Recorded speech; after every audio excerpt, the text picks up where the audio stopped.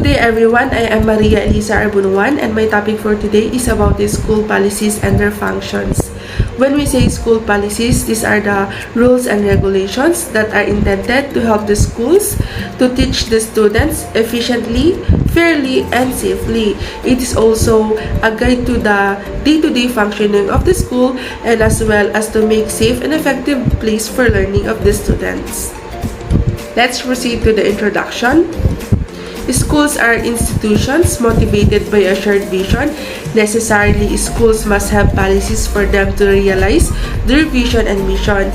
These policies are a reflection of the values of the people who created them. Whatever policies are formulated must redound to the improvement or improved teaching learning of learners, which is the very reason of the existence of the schools. So, sabi dito, schools must have policies. Why? For them to realize, para ma-realize nila kung ano ba yung vision and mission ng kanilang school, kung naka-align ba siya doon sa vision and mission nila. So, school policies also are the reflection of the values of the people who created them. Ano ba yung mga pinapahalagahan ng mga gumawa ng school policies? For example, yung gumawa is binavalue niya ang cleanliness ng paaralan. So magkakaroon tuloy sila ng policy sa pagtatapon ng basura sa tamang tapunan or tamang basurahan, na kapag kumain ka, alam mo dapat kung saan mo ilalagay o itatapon yung mga pinagkainan mo. Okay? So itong mga policies na ito must contribute greatly to the improvement of the teaching and learning of the students or the learners. Dapat nakakatulong ito kasi nga ang policies, pagka may policy ang isang paaralan, nadidisiplina ang mga estudyante. Okay, ano ba yung mga example ng mga policies? Meron tayong ditong attendance policy. Okay, pag may policy doon, mababawas-bawasan na yung mga absentees. Dress code policy. Sa school natin, meron sila set of policies na kailangang sundin ng mga estudyante. Okay, dito sa report ko, we will just focus on the policy on collection of contributions, cognizant of the need of an organization for adequate funds to sustain its operation. Duly recognized, PTA may collect voluntarily financial contributions from members and outside source to enable it to fund and sustain its operation and the implementation of its program and projects exclusively for the benefits of the students and schools where it operates. When it comes to the school contribution, ang nire-recognize lang to collect finances is the PTA or the Parents-Teachers Organizations. Ang Parents-Teachers Organizations are school-based organizations wherein ang mga parents ng mga students work together with teachers to volunteer in classes, to raise money, to raise funds for school supplies, or kung ano yung mga gusto nilang itulong na ikakabuti ng isang paaralan. Okay, lahat ng ginagawa ng mga PTA, ang nagbe-benefit dito are the students and the school kung saan ito nag-cooperate. So dito, ang PTA, for example, meron silang mga projects or meron silang mga programs na gustong gawin sa school tapos kulang yung fund nila, pwede silang mangolekta from the members voluntarily yon. And also, pwede rin silang mangolekta from the outside source. Wherein, for example, may isang organization na tumutulong magbigay ng fund para sa mga schools, pwede silang mangolekta doon para sa ikakabuti ng isang school. So let's proceed. The PTA programs and projects shall be in line with the school improvement plan or the SIP. The SIP is the roadmap. Ano ba ang SIP? Ito ay roadmap that establishes the changes that the schools needs to improve student achievement and shows how and when these changes will be made. So roadmap, parang ito yung guide kung ano ba yung mga kailangan i-improve sa loob ng school. Next is, the contributions should be reasonable amount as may determined by the PTA Board of Directors. Okay, so non-payment of the contributions by the parent member shall not be basis for non-admission or non-issuance of clearance to the child by the school concerned. So dito, for example, ang isang parent ay hindi nakapag-contribute ng PTA contribution. Hindi dapat dito binibase, i-admit ba nila or hindi yung anak niya, or bibigyan ba nila ng clearance o hindi, kasi nga hindi nakabayad ng PTA contribution. So, hindi dapat ito nagbe-base. Kahit na hindi nakabayad yung parent or nakapag-contribute, dapat i-admit pa rin or issuean pa rin siya ng mga clearances na kailangan ng students. The contribution shall be collected by the PTA treasurer on a per-parent basis regardless of the number of their children in the schools.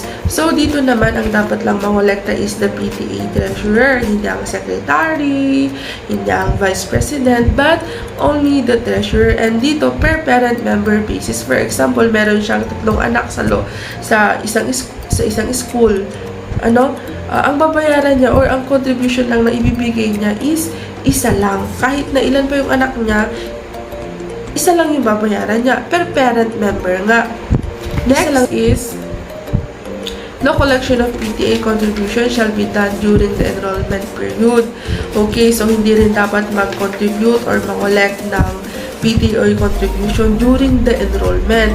Bakit? Kasi nga, di ba, enrollment, wala pang pasukan. Sa enrollment pa lang. So, wala pang mga plano, wala pang mga programs na pinag-usapan. So, dapat kapag nangolekta, during the classes or kapag kapasukan na, yun, saka pwedeng mangolekta.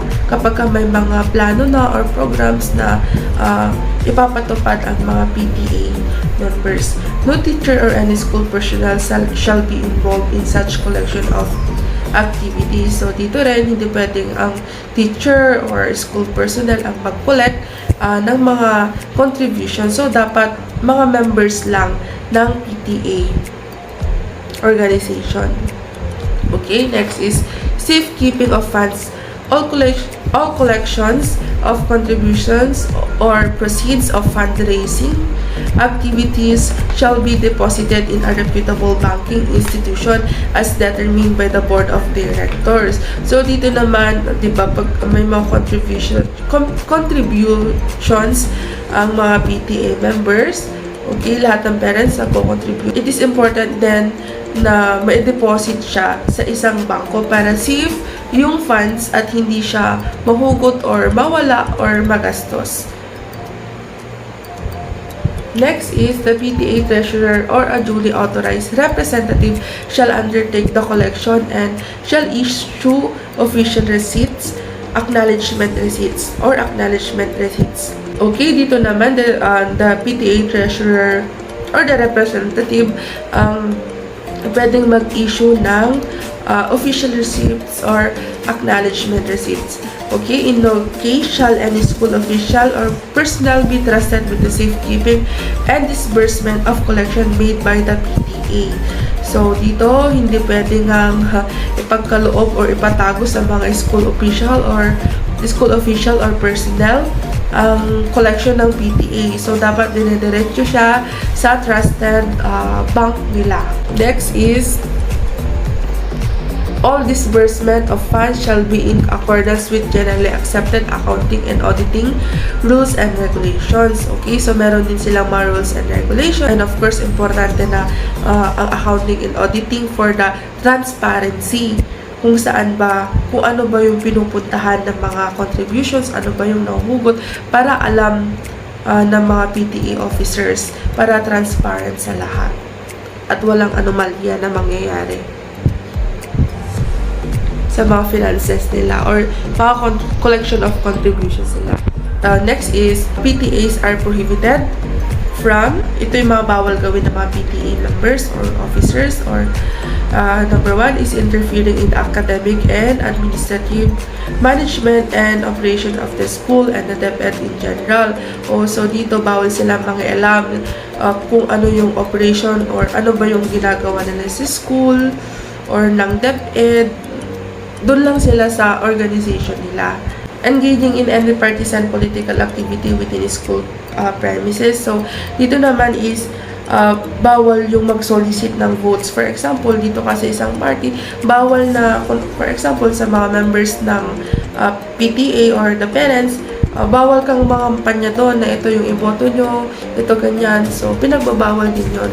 Okay, number 3, PTAs are prohibited from operating canteen or school supply store or being a concessionaire thereof inside the school or nearby premises or offering the services to the school as a client either directly or indirectly.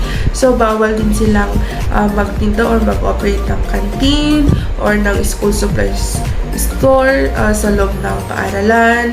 So, pinagbabawal din yun. Number 4, selling insurance, credit plans, or similar schemes or programs to the students or their parents. So, bawal din yung magtinda sila ng mga insurances sa mga parents.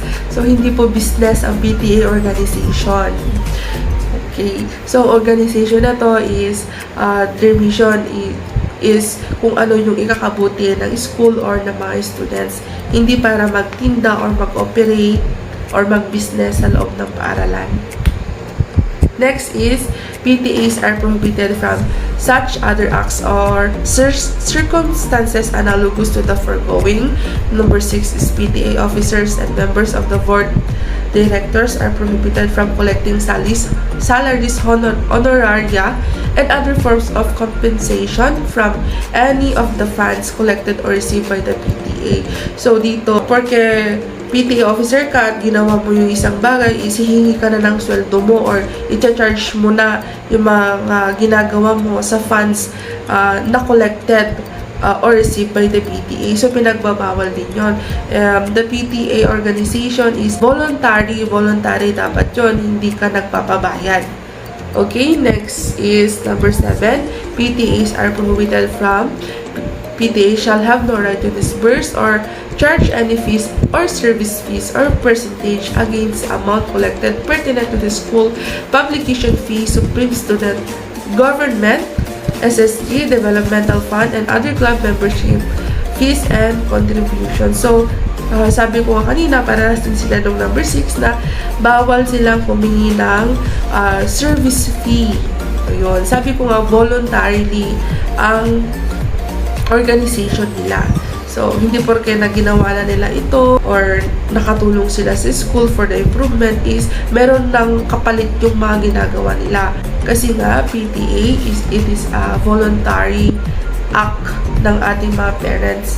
Next is, in no case shall a PTA or any of its officers or members of the board of directors call upon students and teachers for purposes of investigation or disciplinary act. So, dapat ang mga PTA hindi sila nangingialam sa operation doon sa loob ng school. So, pinagbabawal sila mag-investigate or magbigay ng disciplinary action sa mga students or teachers. Okay, next, the recognition of any PTA shall be cancelled by the Division PTA Affairs Committee upon the recommendation of the school head concerned for any violation of the above-mentioned prohibited activities and this guideline. For example, ang president ay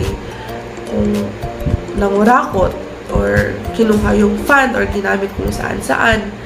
Okay, so pwede siyang ipatanggal or ipa-cancel by the Division PTA Affairs Committee or by the school head kung nag-violate ba siya sa mga sinabing pinagbabawal na activities and guidelines, pinagbabawal na activities ng mga PTA.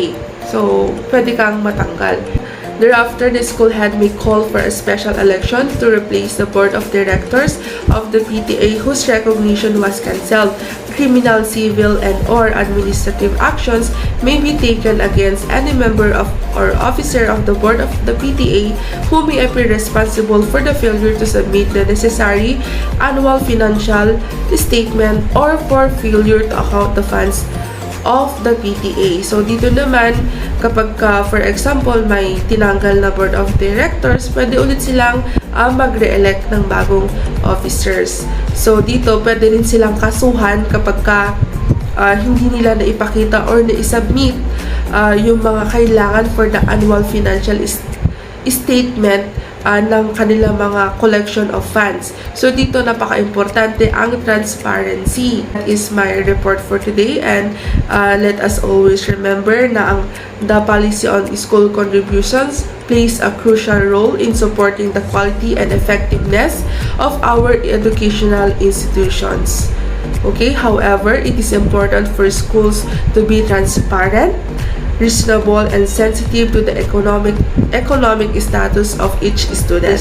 Policies should be implemented with the utmost care and consideration to ensure that every student has access to the education they deserve. That is my report for today. Thank you so much for listening. God bless.